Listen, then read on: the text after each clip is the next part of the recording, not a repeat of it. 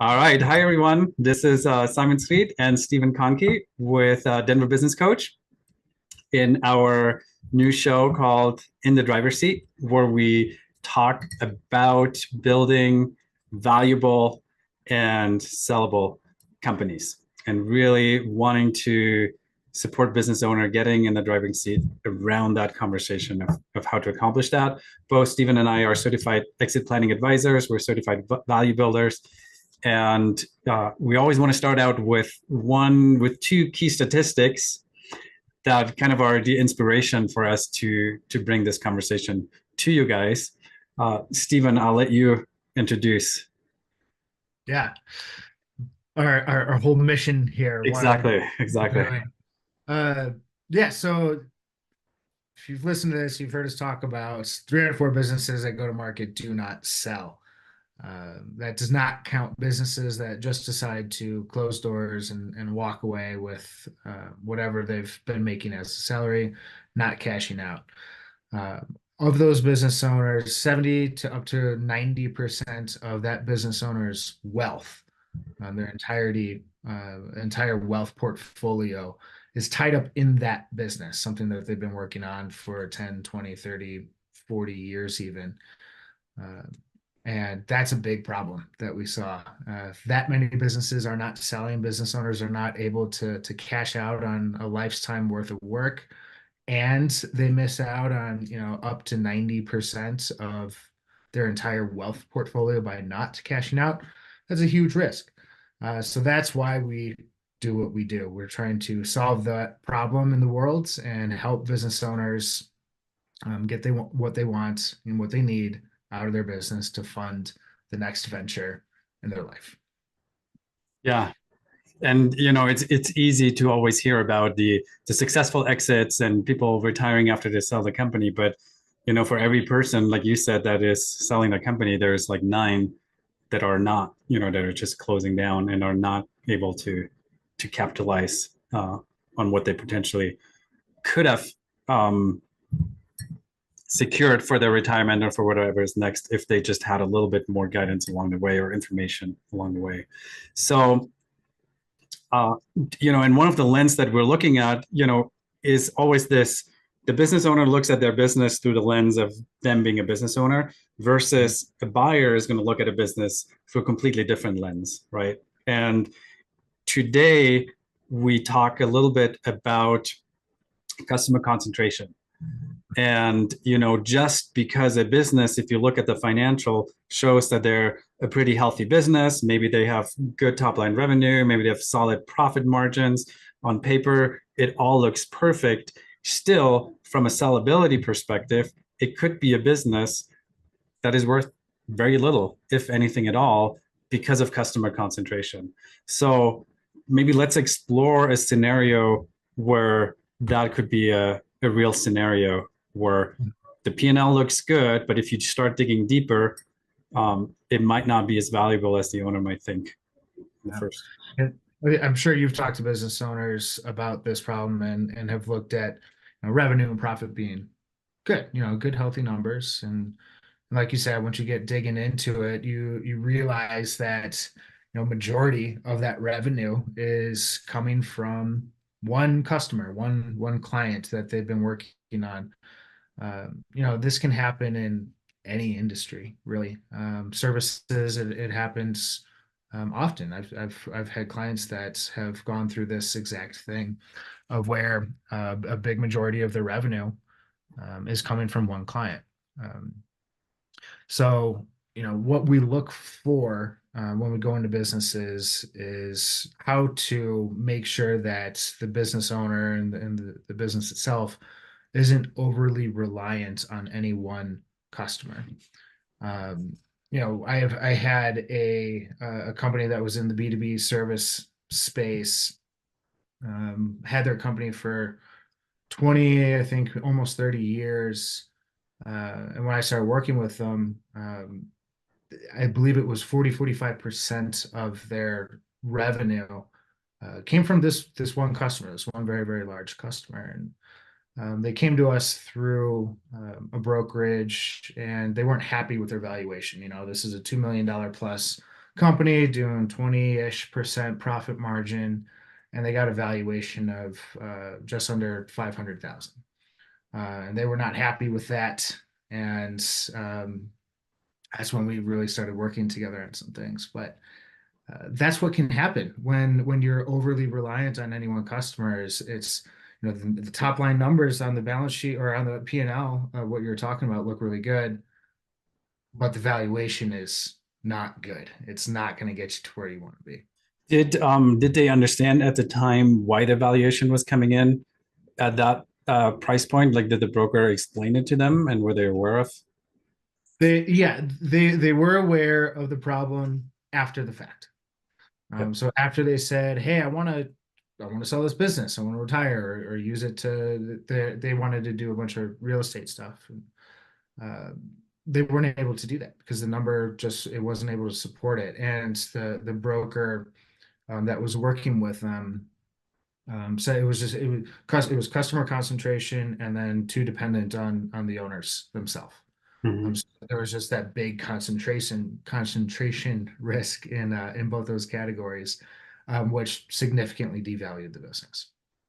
So, I mean, 40, 45%, obviously that's, a huge chunk of the business. What are some numbers that a business owner should shoot for? Like, at what point am I, you know, having to discount my valuation because of risk? Are there some benchmarks or numbers to shoot for? Well, the rule of thumb that we always talk about is 15%. So when we go in and when we start doing the analysis on a business in our immersion phase of getting a new clients, we will look at the customer concentration, make sure it's under 15%. Not one customer, not one client is responsible for more than 15% of their overall revenue. If it is, we go to work on that. Mhm. And so, because from a buyer perspective, obviously that's risk, right? It's risky money the moment they lose that customer. The valuation is not the same anymore. So you're saying 15%, and then what happened with that B2B service provider that you worked with? Like, what was the game plan in terms of Yeah. driving up the value? So that one was tough, and this is one of those not so happy ending stories of that customer. What they've been working with for, I think at the time was close to 10 years, did not renew their contract. So that 40% of their revenue did go away. This is what we warn a lot of business owners about. Again, we talk to business owners I've had this great business for a very long time, and we've worked with one client. It's like, oh, okay. And when you lose that one big client, it takes a hit. It takes a toll on your operations. You got to start cutting expenses. You got to start cutting salaries in some cases. So it was a big scramble when we realized that this client was not going to renew. We had to really figure out what to do, and we've been rebuilding the revenue since. Mhm. So this is a $2 million company. We're going on 3 years working together just about, and we're crossing the threshold of where we were when we started, because again we took such a big hit. Before this happened, the game plan was to start looking at clients of similar sizes and start doing some biz dev with them, so we get at least diversifying that level of client size, that is. Mhm. So that was one of our strategies to go after, without saying, "Hey, um, we're not going to service you," which is another strategy that we will recommend in some cases. But we're going to go look for similar sized businesses that we can also service, so that we can diversify that revenue just a little bit more. Yeah. After probably 3 months of beginning down that road, we got the news. So it was just kind of this whole thing got blown up. So we had to rethink everything. There's a real risk, I guess. Yeah. For someone would have bought that company, and that's why the valuation came in that where it did. Yeah. It's interesting when you share that, because I'm thinking about like some of the clients that I've worked with personally over the years, and we've talked about this, very real scenario of like the owner's trap. You start out as a business owner, you're the one that's selling, then you're the one that's servicing the clients. You're usually a master at your craft, so you can take on more work. And it's almost like a very slippery, almost like unrecognizable trap that owners can come into or businesses can fall into, because they never have to kind of like figure out their marketing or their growth to the point where they have to attract a lot of customers if they can just grow with the few clients they have. But in a certain way, it's good, because it's easy revenue coming in the early years. But then from an exit perspective, now it represents or can represent quite a risk. What are some? What would? Oh, you go ahead. I say it's a risk that we see a lot in service industries. Again, another company comes to mind, just a marketing company, and it's one of those similar situations where one client is saying, "Hey, can you also do this? Can you also do that?" It's very common in marketing type companies. Because, if you do website design, oh, can you also design this flyer? Oh, can you also build a logo? Oh, can you also do Google Ads? And it just kind of climbs and climbs and climbs. And a lot of business owners don't want to say no. But that's what you're describing is that owner's trap is continuously saying yes to those types of requests, especially when it is, call it an A-list client. You want to continue to make them happy, but in reality and the long-term growth strategy is to say no and is to stay in your lane as much as possible. And yeah, I was talking about build your referral partners in those other specialties. If you're able to stay in your lane, say you build logos, for instance, that's your business. Don't continuously build those things if you're the only one who can deliver it. It's different if you have departments and teams that can deliver, but that's usually later on. Yeah. I think you're hitting on a good point too, in terms of pretty much anywhere where there's too high of a concentration from a exit planning perspective, it's a risk for the buyer, right? Because so it could be, customer concentration, but it could also be maybe you're getting your leads or your referrals or your business from one particular source.